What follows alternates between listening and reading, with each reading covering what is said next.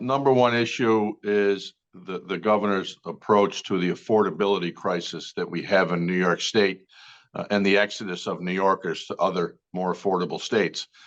The governor gave a lot of lip service to the affordability issue in New York, and then went on a litany of items that is only going to make New York State more expensive. I do give her a lot of credit and applaud her efforts toward mental health that she discussed. That was the real high point, I think. We really need a lot of work there in our mental health services and dual diagnosis areas, in particular mental health and addiction services. Mental health is a huge problem in our state. It is a leader in one of the reasons for so much homelessness, a lot of the addiction issues we have, and a big part of our crime problem that we have on our street crimes, frankly. So I applaud that. And she talked a big number for it, $1 billion towards that. However, that's less than 0.5% of the state budget right now. I think mental health is a much larger issue than that for our constituents and citizens across the state, right here in the Finger Lakes and Southern Tier, but everywhere in New York State. And, she talks about bringing back another 1,000 beds online. I'm not sure that even makes up for the beds that Governor Cuomo shut down while he was governor. And of those 1,000, only 150 of them would be in state mental health facilities. We have huge capacity in our state mental health psychiatric centers, right in Elmira, in Binghamton. Governor Cuomo shut down beds both for adults and children for a decade. And I think much more needs to be done there. So, I do credit her for at least paying attention to that and mentioning that in her State of the State. It was she delivered a safe speech. It was nice. It was nicely presented. Like most states of the state, didn't have a lot of facts and details, and we'll get that when the budget address comes out in a couple of weeks and see where we're headed. But just not enough attention to the economic issues that we face here, particularly in upstate New York. And I wanted to key in on a couple of those. Obviously, you mentioned one, the affordability issue, which seems to be affecting every New Yorker, whether you're in the city or you're in rural parts of upstate. When you talk to folks in the Southern Tier, constituents in the Southern Tier and the Southern Finger Lakes, when the affordability issue comes up, what do you hear from them in terms of implementation, things that would, like, for the average upstate New Yorker, actually make a difference on that affordability side? Is it a specific thing, or is it kind of a big picture, like everything is just way too expensive at this point? Well, everything's expensive, and it's inflation right now, which is huge. Just go to the grocery store, and it's kind of eye-popping, and it just keeps growing. But that's a nationwide issue.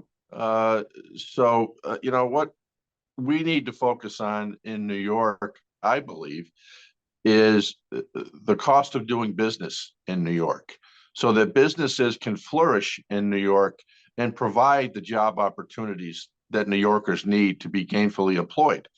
The governor's approach and the Democrat supermajorities in Albany on affordability has not been looking at dealing with the cost of living in New York, whether it's the costs of energy, taxes, property taxes, insurance, workers' compensation costs, you name it. We're higher in most every category in New York. So we need to work to lower those.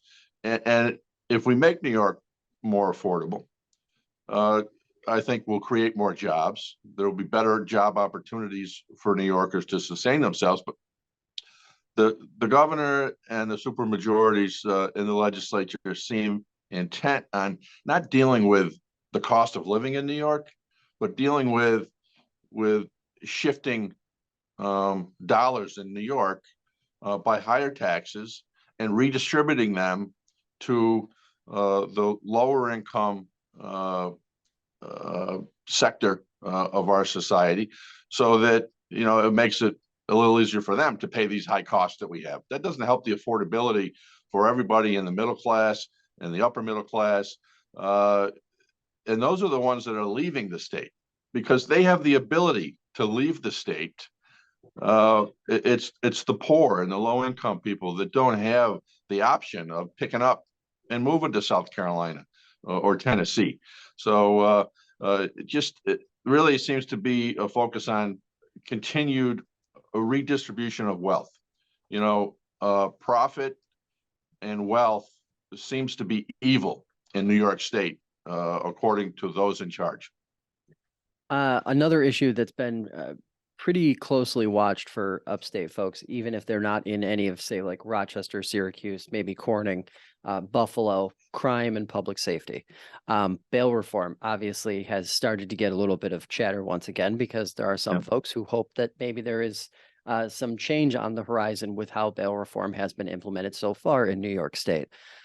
It seems not even all Democrats agree on this issue. So I guess what are your expectations for the bail reform debate and the public safety debate moving forward into this legislative session? Well, I can tell you, my hope is not high for significant reform. The governor and the legislature boasted last year about some changes they made in the budget last year that really did nothing on the bail issues. We need to make sure that more crimes are bail eligible, more significant crimes. And look, I'm a former prosecutor, and I think the bail reform and the discovery reform that we did a couple of years ago, in large part, was okay and what was reasonable. But in typical fashion in Albany, the extremists just go too far, and they went way too far on bail, eliminating options for bail for repeat offenders. Too many crimes that aren't even bail eligible. You look at crimes.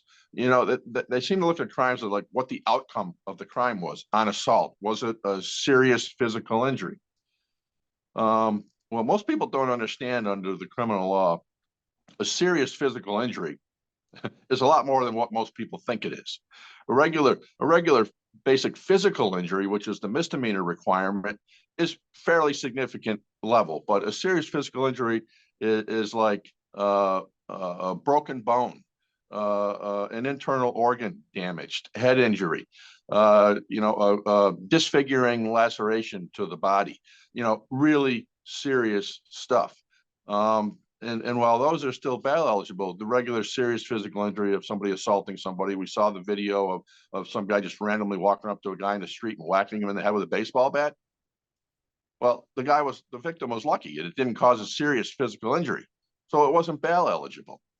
So many of these, the cases of menacing, where you're threatening somebody with a deadly or dangerous instrument, just because you didn't follow through and actually effectuate that assault, it's not bail eligible.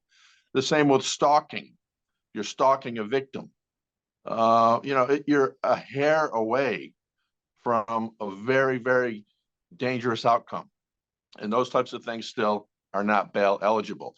I went to the governor's inauguration in Albany, and I was at her State of the State. When she mentioned changes to bail reform, you could hear crickets in the audience.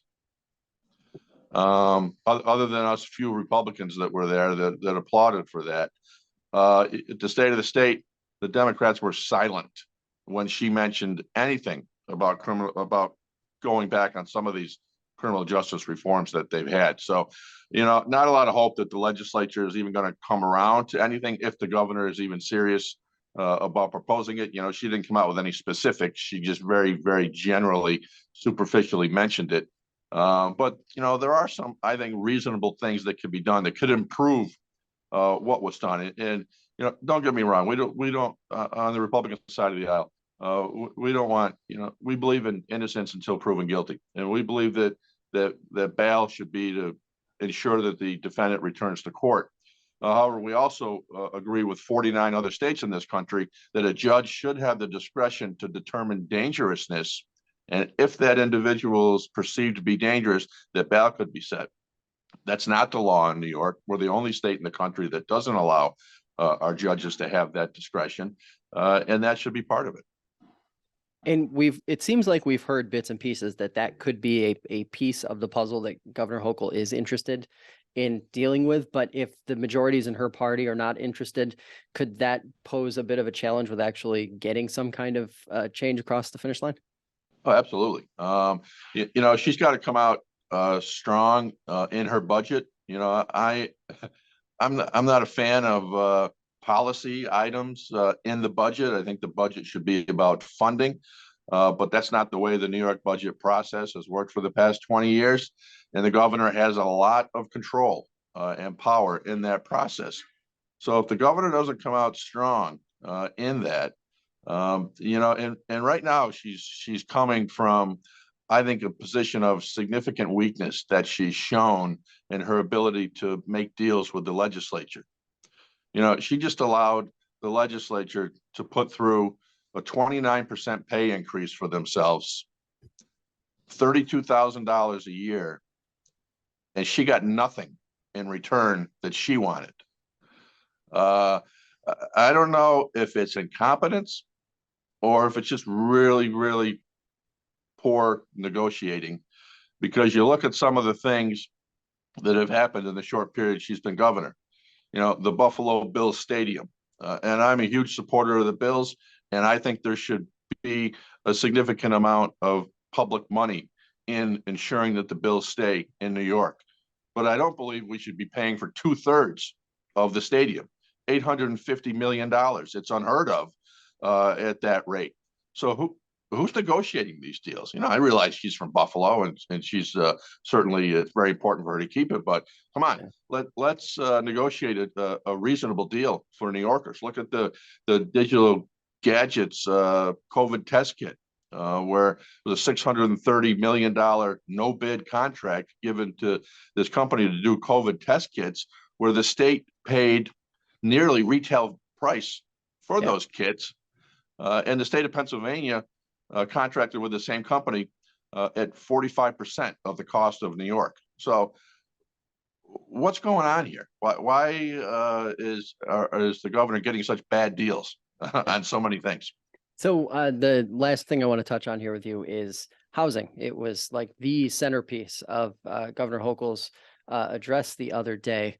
High expectations, it seems, coming from her side of things, and I guess best intent along the way. 800,000 homes built in the next decade. When you start to think about some of the communities that are in your district, as a reporter, I go back to those planning board meetings and those zoning board meetings that I sat through in the early part of my career.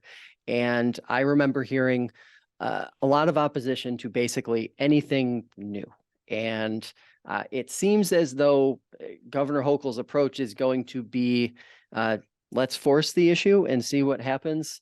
Do you think this effort is, obviously we don't know the specifics yet, but setting that aside, do you think that's the right approach to go at this thing? I don't think it is. I think it should be more of a carrot approach than a stick approach. Housing is vitally important in all of our communities. And one of the difficult things I have getting across to my colleagues across the aisle in Albany is that we have poverty in upstate rural New York. They don't think it exists. They don't think we do. They just think it's an inner city thing. But it is an issue, and rural low-income housing is important. Urban low-income housing is important, and it all goes to that affordability of New York State. And an approach that the governor outright said in her State of the State is going to be to override local governments and how they want to zone in their communities.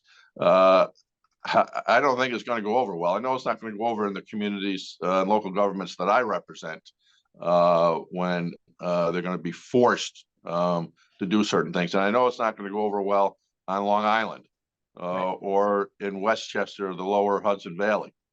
Now, I think she'll get a lot of support from the Democrat supermajorities in Albany because, frankly, they don't care about local governments, and they're constantly overriding and dictating to New York City government what they have to do. So I don't think they're going to have any hesitation going along with her in that, and that's going to be consequential in planning for any of our communities, no matter what the size is. A lot of talk about low income housing in that portion. But I'm curious, your thoughts on communities in your district being open to more middle of the road housing development moving forward. I know some communities have been kind of have historically pushed back against that, where now I think every community is kind of wishing they hadn't over the last decade or two.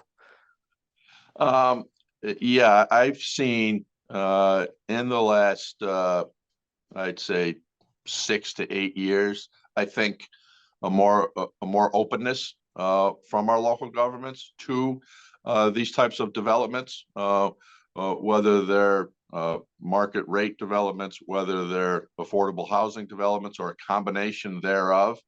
And I think the ones that I've seen that have been in more rural communities, like in Horseheads, New York, where I grew up, for an example, they've had a few, and they seem to have gone okay. I think the issue and the concerns that people have with those types of developments is what they see in the cities, and just how run down and dilapidated a lot of those facilities are. I think there needs to be a clear commitment from the local governments that standards are going to be upheld for those facilities, that they're not going to allow lawlessness to run rampant through housing facilities, that there's going to be requirements of keeping the premises in a certain reasonable state, so that it's not ruining the neighborhood, so to speak. Yeah. And the projects that I've seen in recent years, at least to this point, and they're still brand new and shiny, but there seems to be an adherence to that type of thing. And I think as people will get more comfortable with these projects if those kinds of they see those kinds of standards being upheld. Appreciate the time as always, Senator. Hope you have a great day. Great. Thank you.